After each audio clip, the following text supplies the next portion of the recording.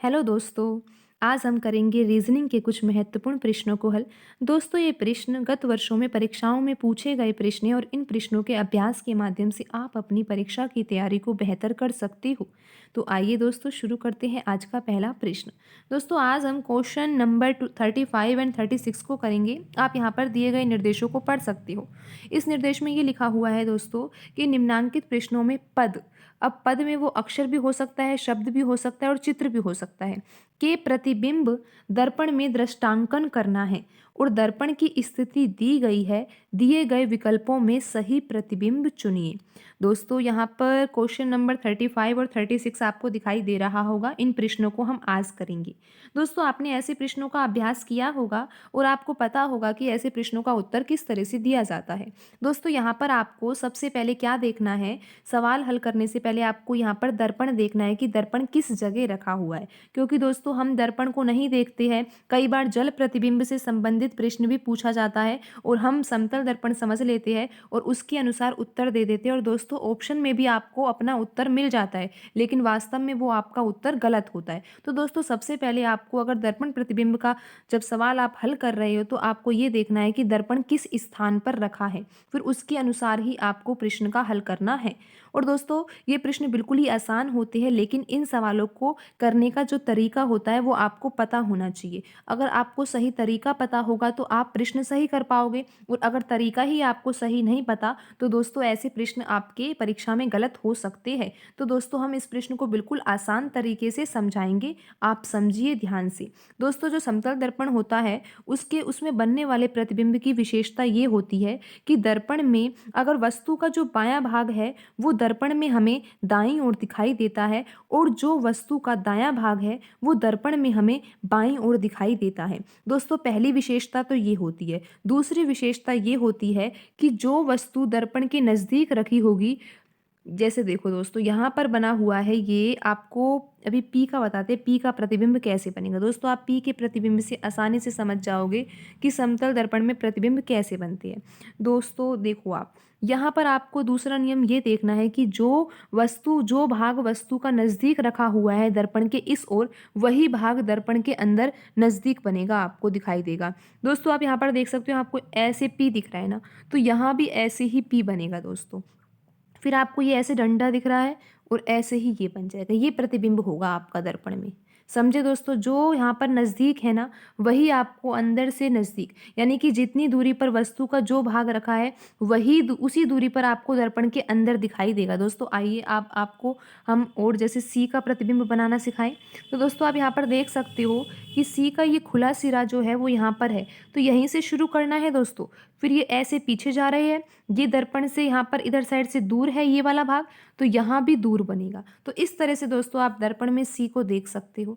तो दोस्तों आइए, अब ये भी प्रश्न इसी से संबंधित है। यहाँ पर आपको दोस्तों वाई दिख रहा है सबसे पहले, तो दोस्तों आपको देखना है दर्पण के अंदर वाई ही पहले बनेगा।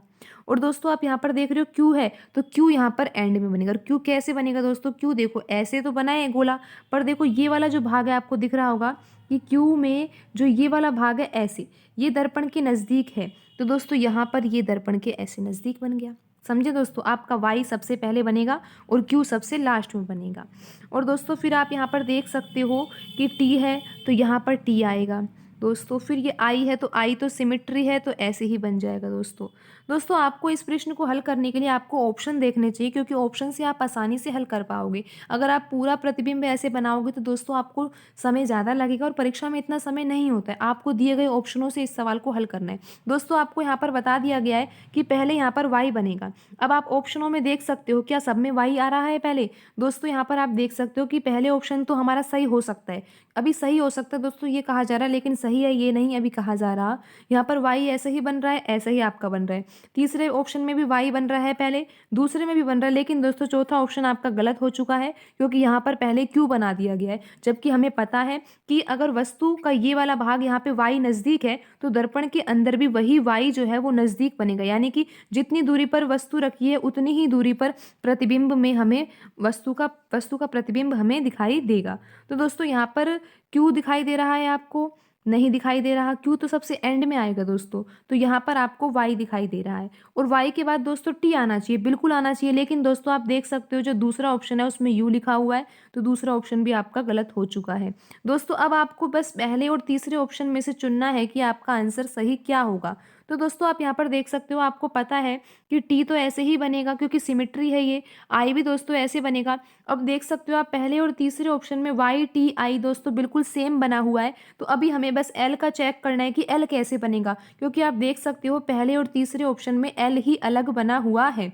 दोस्तों अब आप यहाँ पर देख पा रहे हो कि यहाँ पर एल बना है, तो दोस्तों अब आप कैसे बनाओगे इस एल का प्रतिबिंब?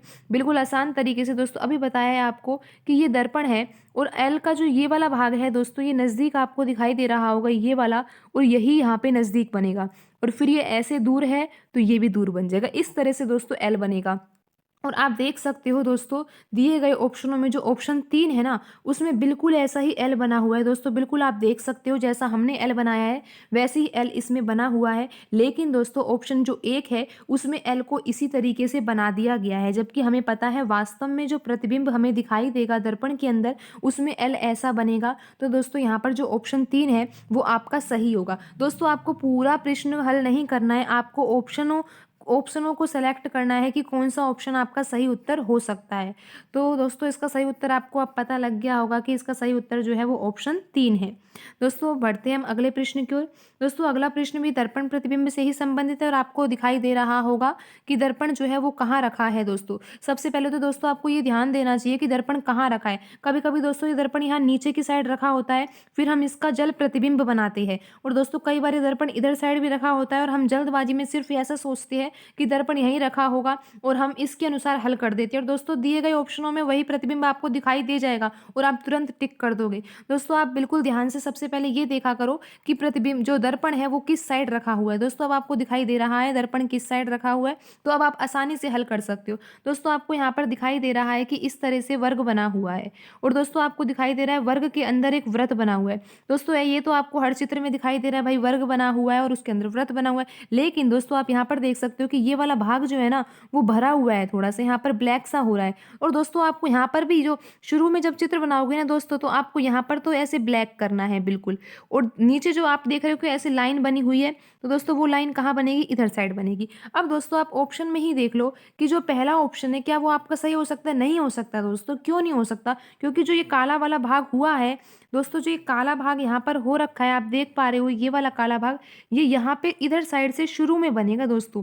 यहाँ पर जब हम इस वृत्त को बनाएंगे तो ये काला भाग दोस्तों यहाँ पर होना चाहिए, और पहले चित्र में दोस्तों यहाँ पर तो खाली है ये तो ये वाला बना दिया, तो दोस्तों पहला ऑप्शन हमारा सही उत्तर नहीं होगा। दूसरे ऑप्शन में दोस्तों दूसरा ऑप्शन सही हो सकता है, लेकिन दोस्तों दूसरे ऑप्शन में देखो आप यहाँ पर काला भाग है तो हमारा भी यहाँ पर काले भाग से शुरू हो रहा है दोस्तों, तो ये चित्र हमारा सही हो सकता है क्योंकि यहाँ पर आप देख सकते हो काले भाग से ही शुरू हो रहा है। लेकिन दोस्तों अंदर वाले चित्र तो यहाँ पर बनाए नहीं है, यहाँ पर त्रिभुज भी बना हुआ था, यहाँ पर ये व्रत अर्धव्रत सा बना हुआ है, और दोस्तों ये तो यहाँ पर बनाया ही नहीं दूसरे चित्र में, तो दूसरा चित्र तो हमारा बिल्कुल ही गलत हो गया।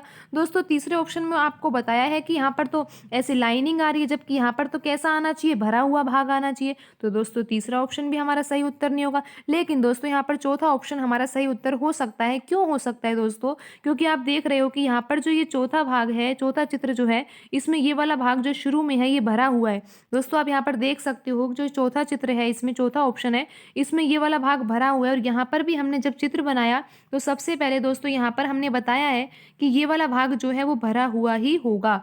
और दोस्तों आप देख रहे हो कि यहाँ पर ये त्रिभुज भी बना हुआ है और ये वृत्त अर्धवृत्त सा भी बना हुआ है, तो दोस्तों हमारा जो सही उत्तर होगा वो ऑप्शन 4 होगा। तो दोस्तों इस प्रकार आप ऑप्शनों से हल कीजिए, पूरे प्रश्न पूरे जो आकृति दे रखी है उसका प्रतिबिंब बनाने की कोशिश ना कीजिए। दोस्तों आपको समझ में आ गया होगा कि इस तरह के प्रश्नों को कैसे हल किया जा सकता है, और दोस्तों अगर आप ऐसे इस तरीके से प्रश्नों को हल करोगे तो आपका कोई भी प्रश्न परीक्षा में गलत नहीं होगा दोस्तों, और आप इसमें अच्छा स्कोर प्राप्त कर सकते हो। तो दोस्तों आज की वीडियो में इतना ही, मिलते हैं अगली वीडियो में। धन्यवाद दोस्तों।